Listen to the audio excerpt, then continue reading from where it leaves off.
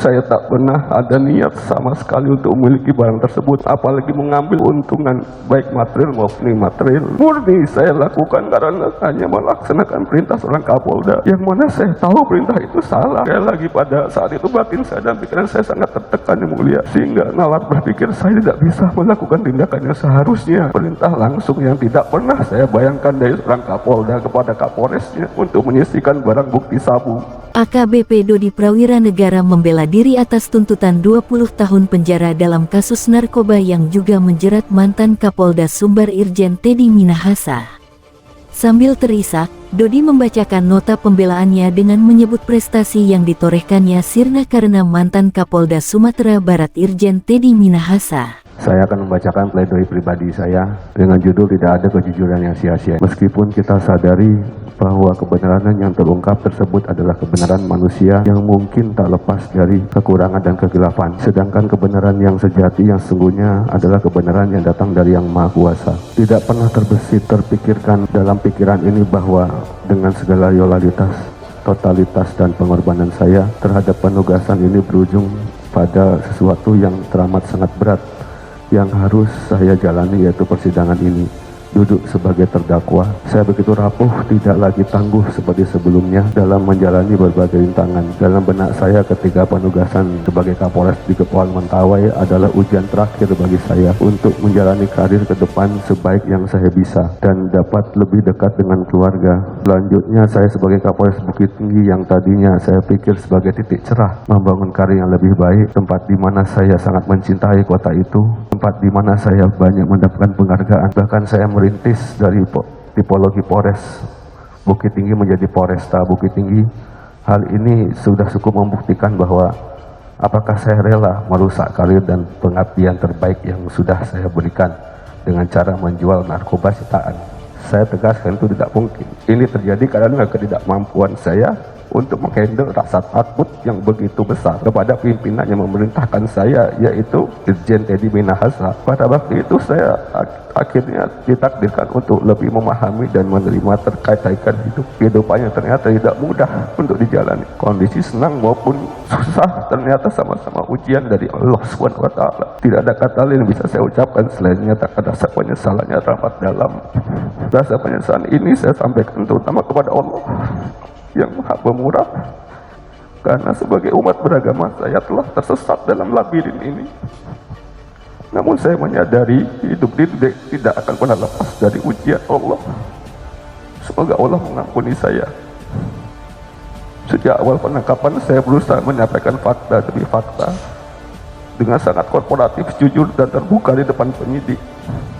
Walaupun saya merasakan kejujuran saya dalam membuka kasus ini secara terang benderang seolah tidak dihargai oleh beberapa pihak, yang mana tidak menjadikan pertimbangan yang meringankan saya pada saat tuntutan disampaikan oleh jaksa penuntut umum. Selama bertugas saya pun selalu melakukan pemberantasan terhadap narkoba tanpa kecuali. Namun kali ini saya harus mendapatkan penghargaan dan pemberantasan narkoba dan juga besar justru tekanan dari seorang Kapolda Teddy Minahasa yang kepada saya memerintahkan secara langsung perkara sabu ini membuat saya tidak bisa menghindar lagi, yang mana perintah penyisihan tersebut sudah saya tolak 2 kali kepada Kapolda, namun penolakan saya tersebut sama sekali tidak dihiraukan, tetapi malah justru mengerahkan saya untuk menjalankan perintah-perintah Teddy Minahasa selanjutnya. Dan saya juga telah berkoordinasi langsung kepada Kejari Agam untuk menitipkan barang bukti tersebut, yang mana niat dan tujuan saya adalah agar saya dapat menghindar dari perintah penyisihan oleh Kapolda, sehingga penyisihan tidak dapat dilakukan karena barang bukti tersebut sudah diterima oleh Kejari Agam. Namun Allah sekali lagi menguji saya dengan penolakan dari Kejari Agam tentang penitipan barang bukti tersebut. Majelis Hakim yang terhormat, dengan penolakan Kejari tersebut akhirnya membuat saya semakin tertekan secara batin. Hari demi hari saya dihantui oleh rasa ketakutan yang sangat luar biasa kuatnya. Saya tidak kuasa lagi melakukan penolakan kepada seorang Kapolda, yang pada akhirnya dengan sangat terpaksa saya melakukan perintah Kapolda tersebut. Sejak saya lulus Akpol 2001, saya selalu didoktrin untuk patuh dan taat kepada negara dan pimpinannya. Dalam pelaksanaan tugas kepolisian apapun, saya tidak pernah mengecewakan pimpinan. Selalu berhasil dalam tugas kepolisian, juga penanganan berbagai perkara termasuk penangkapan narkoba.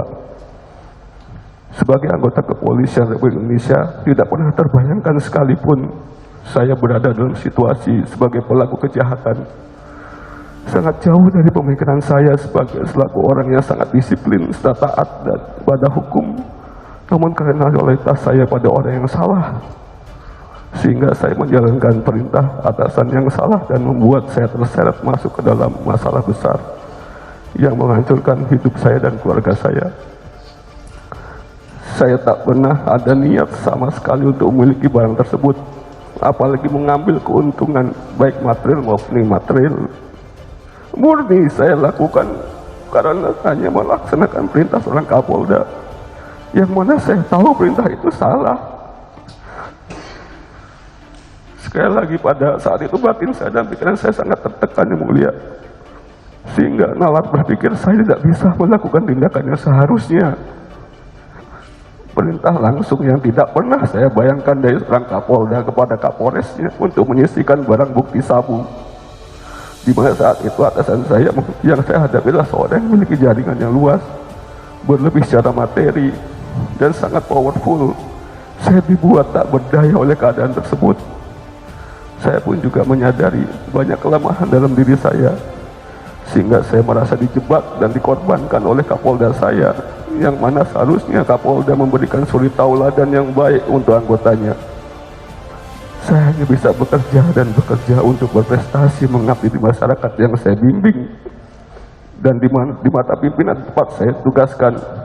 Tidak pernah terbesit sedikit pun di hati dan pikiran saya untuk mengemban amanah jabatan tersebut, untuk mengecewakan masyarakat dan pimpinan saya yang dengan melakukan tindakan yang salah untuk memperoleh sebuah keuntungan pribadi maupun lainnya. Karena kedua orang tua saya mendidik saya sejak kecil dengan penuh kedisiplinan, kejujuran, dan bertanggung jawab, serta jangan pernah membuat orang lain sakit hati dengan perbuatan yang dilakukan oleh saya. Oleh karena itu, di setiap saya mengemban amanah selalu berupaya memberikan pelayanan terbaik untuk pimpinan saya, anggota yang saya pimpin, maupun masyarakat yang saya bina. Entah apa yang dipikirkan seorang Kapolda pada saat itu ketika memerintahkan penyisian barang bukti sabu, yang jelas-jelas dia sangat mengerti dan paham hal tersebut adalah perintah yang salah.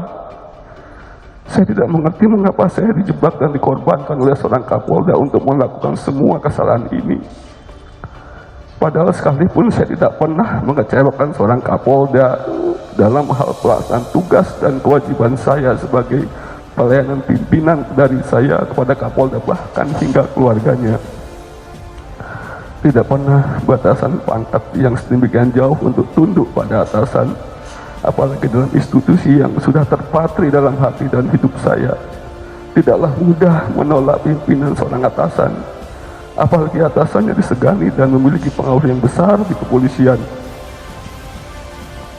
Perintah adalah perintah. Perintah atasan bukan sebuah alat pengujian terhadap bawahannya. Perintah jelas bukan satire. Perintah harus dijalankan. Tidak dijalankan akan menyulitkan karir saya dan kehidupan keluarga saya. Dijalankan juga menghancurkan seluruh kehidupan saya dan keluarga, seperti yang saya hadapi saat ini.